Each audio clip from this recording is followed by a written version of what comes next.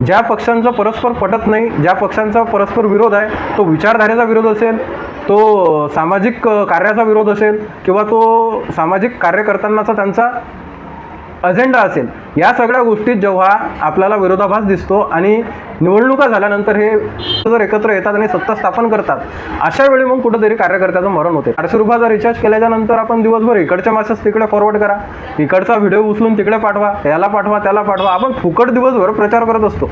पण हेच नेते, हेच राजकारणी लोक कार्यकर्त्यासाठी काय करतात, हा सगळ्यात मोठा प्रश्न या ठिकाणी निर्माण होतो.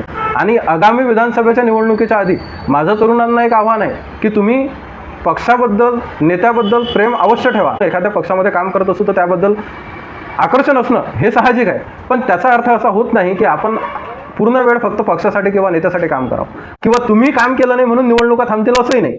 त्याच्यामुळे कसं आहे की नेत्याचं काम नक्की करा, पक्षाचं काम नक्की करा, पण कुठेतरी स्वतःचं